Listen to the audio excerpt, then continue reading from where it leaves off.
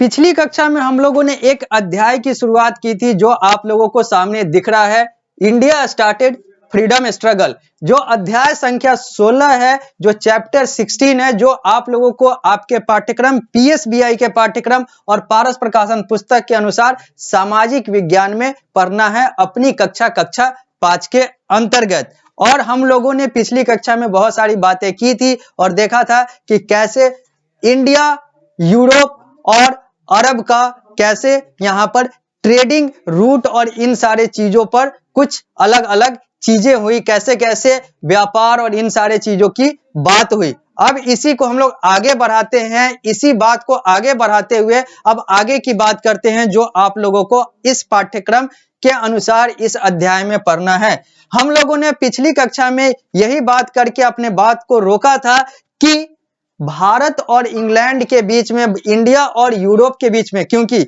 Europe, England, UK यानी कि United kingdom और ब्रिटेन यहां पर एक दूसरे के पर्यायवाची के तौर पर प्रयोग हो रहे हैं। और मैंने पिछली कक्षा में बताया था कि इन चारों में अंतर क्या है। तो यहां पर यूरोप अगर प्रयोग हो रहा है तो यूरोप का मतलब इंडिया, यूरोप का मतलब इंग्लैंड और इंग्लैंड के आसपास के कुछ देश।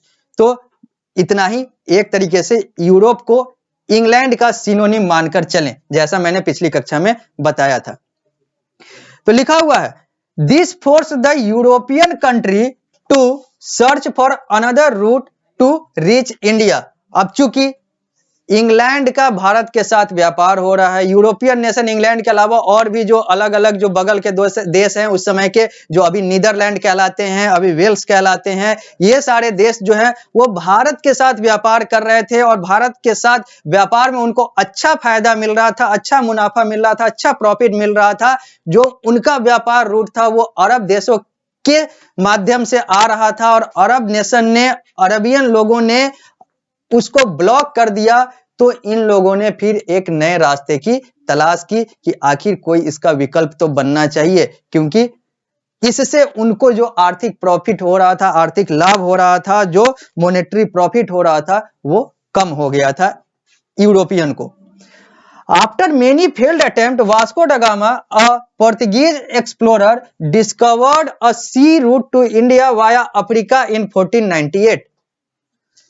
बहुत सारे इन लोगों ने प्रयास किए लेकिन सफलता इन लोगों को नहीं मिली। बहुत सारे असफलताओं के बाद पुर्तगाल का एक नाविक, पुर्तगाल का एक नागरिक, पुर्तगाल का एक यात्री, या फिर सीधा कहें तो पुर्तगाल का एक व्यक्ति जिसका नाम वास्को ड गामा था, उसने भारत के लिए, इंग्लैंड से यानी कि यूरोप से भारत के लिए एक नया रास्ता, एक नया समुद्री रास्ता खोज निकाला। वर्ष 1498 में अफ्रीका महादेश के माध्यम से, अफ्रीका महादेश के तरफ से।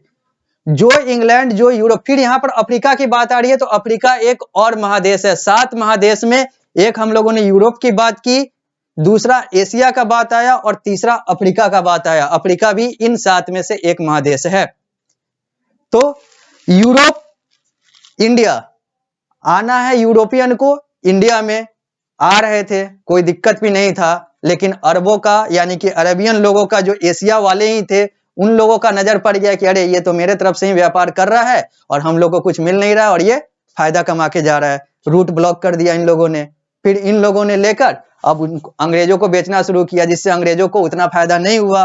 तो फिर पुर्तगाल यानी कि एक ऐसा देश जो यूरोपियन महादेश में है, वहां का एक व्यक्ति जो है वो वर्ष 1498 में भारत का एक नया रास्ता, भारत और इंग्लैंड और भारत और यूरोप के बीच में एक नया रास्ता, एक समुद्री रास्ता, सी रूट खोज लेता है जो अफ्रीका महादेश के तरफ से आता है। अगर हम नक्शे की बात करेंगे तो यूरोप, अफ्रीका और एशिया की, और एशिया में इंडिया की बात करेंगे तो ये नक्शे में साफ साफ होगा कि कैसे कैसे ये रास्ते बनते हैं। तो वर्ष 1498 में बहुत सारे फेल्ड अटेम्प्ट के बाद, बहुत सारी असफलताओं के बाद, या फिर कहें तो असफल प्रयास के बाद, पुर्तगाल का एक व्यक्ति, पुर्तगाल का एक नाविक, पुर्तगाल का एक खोजी, explorer Vasco da gamma Bharat के लिए अफ्रीका के माध्यम से एक नया सी रूट खोज निकालता है और भारत में सबसे पहले वो कैलिकट पहुंचता है। हालांकि इसकी बात यहां पर नहीं की गई हुई है, लेकिन भारत में वो सबसे पहले जो पहुंचता है वो कैलिकट पहुंचता है, जो अभी केरल में है। और वास्को ड गामा के नाम से भारत में एक शहर भी है जो गोवा में है। गोवा में एक शहर का नाम जो है वो वास्को ड गामा ही है। आगे, लेकिन यहां पर कंफ्यूज होने की जरूरत नहीं है, क्योंकि अगर यह सवाल, अगर यह प्रश्न पूछा जाता है, चाहे वो जनरल नॉलेज में जीके में पूछा जाए या फिर एसएसटी में पूछा जाए कि वास्को ड गामा भारत में सबसे पहले कहां पहुंचा था, कहां पहुंचे थे, तो वो गोवा नहीं होगा, वो केरल होगा, भारत के राज्य, और शहर जो है वो Calicut. This discovery paved the way for the European trader to start trading activities in India. और ये जो इनको एक नया रास्ता मिल गया, फिर इनको एक नया रास्ता मिल गया व्यापार करने के लिए, वास्को ड गामा ने खोज निकाला, और फिर इन लोगों ने इस माध्यम से अपना व्यापार शुरू कर दिया। अब अरब लोग जो ब्लॉक किए हुए थे, उससे इन लोगों को अब ज्यादा कुछ दिक्कत हुई नहीं, ज्यादा कुछ प्रभाव पड़ा नहीं, क्योंकि इन लोगों ने अफ्रीका के माध्यम से, अफ्रीका के तरफ से एक नया रास्ता खोज निकाला। समुद्री रास्ता ही हो चाहे जो भी हो, लेकिन रास्ता तो इन लोगों को मिल गया। अब इधर से ही ये लोग व्यापार कर रहे थे, क्योंकि इन लोग का नजर ही भारत के उस गोल्डन बर्ड वाले कंसेप्ट पर था, भारत की संपत्ति पर था। आगे,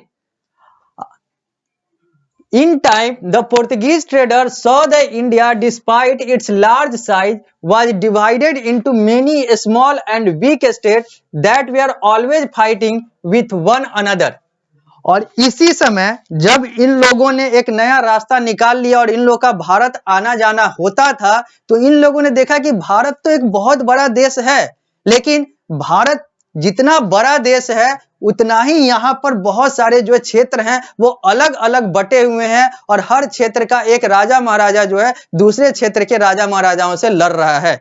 यानी कि इन लोगों के बीच में बहुत सारे डिस्प्यूट हैं, इन सारे लोगों के बीच में बहुत सारे कलह हैं, और इन सारे लोगों के बीच में वो सारी चीजें हैं जिससे हम लोग फायदा उठा सकते हैं, हम यूरोपियन फायदा उठा सकते हैं, ऐसा पुर्तगालियों को लग रहा था, क्योंकि वो भारत आ जा रहे थे।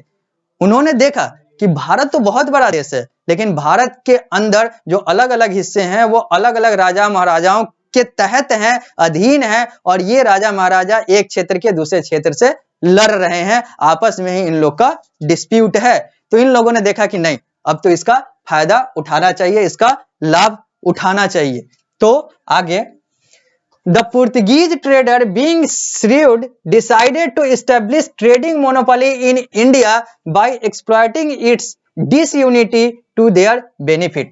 अब इनको लगा कि क्या ये सब चीज तो बहुत अब छोटी बातें हो गई कि भारत से व्यापार करे और फायदा कमाए। यहाँ पर तो दिख रहा है कि पूरे भारत को ही अपना एक व्यापारिक हब बना लिया जाए, पूरे भारत को ही अपने कब्जे में ले लिया जाए, क्योंकि भारत के लोग अंदर से दिखने के बाद, बाहर से तो बहुत अच्छे दिख रहे थे, लेकिन यहाँ पर दिखने के बाद तो लग रहा है कि ये लोग आपस में ही लड़ रहे हैं। तो क्यों ना इस लड़ाई का फायदा उठाकर, इस डिसयूनिटी का फायदा उठाकर, इस अनेकता का फायदा उठाकर हम लोग यहाँ पर शासन करें। तो फिर अब इन लोगों का जो ध्येय था, इन लोगों का लक्ष्य जो था वो था कि अब भारत को अपने अधीन या फिर भारत पर शासन किया जाए, इन लोगों के माध्यम से जो आपस में ही एक परिवार में ही आपस में लड़ रहे हैं। तो जब परिवार में लड़ाई होती है और बाहर वाले लोग को, आस पड़ोस को जब दिख जाता है कि ये सारी चीजें हैं, तो जो फायदा उठाने वाले होते हैं, भले ही वो अनैतिक हों, लेकिन फायदा तो उठा ही लेते हैं। और ऐसा ही हुआ, इंग्लैंड और भारत वाले उस कंसेप्ट में आए तो थे ये व्यापार करने,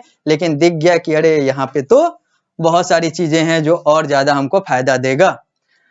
after the Portuguese, the Dutch of Holland and French of France and the British of Britain also arrived on Indian shores. पहले तो पुर्तगीज आए, यानी कि पुर्तगाल वाले आए। अब पुर्तगाल वाले के बाद हॉलैंड वाले आए, जिनको डच कहा जाता है, ये सब यूरोपियन नेशन है। उसके बाद फ्रांस वाले आए, जिनको फ्रेंच कहा जाता है। उसके बाद ब्रिटेन वाले आए, जिनको ब्रिटिश कहा जाता है। फिर ब्रिटेन का मतलब यहाँ पर हम लोग इंग्लैंड मानकर चलेंगे। ब्रिटेन में इंग्लैंड के अलावा भी 2 देश आते हैं, लेकिन यहाँ पर कहेंगे इंग्लैंड वाले आए, फ्रांस वाले आए और हॉलैंड वाले आए। सबसे पहले कौन आया? तो पुर्तगाली आए। उसके बाद हॉलैंड वाले आए, जिनको डच भी कहा जाता है। उसके बाद फ्रांस वाले आए, जिनको फ्रेंच कहा जाता है। उसके बाद ब्रिटेन यानी कि इंग्लैंड वाले आए, जिनको ब्रिटिश कहा जाता है। वो लोग भी भारत के समुद्री रूट के माध्यम से भारत पहुंच गए और भारत को अपने तरीके से एक्सप्लोर करना शुरू कर दिया, भारत को अपने तरीके से देखना शुरू कर दिया। अब हम लोग आगे बढ़ेंगे और भी बहुत सारी बातें हम लोग को इस अध्याय में करनी है, लेकिन ये सारी बातें अगली कक्षा में होगी। इस कक्षा को हम लोग यहीं पर विराम देते हैं और मिलते हैं अगली कक्षा में।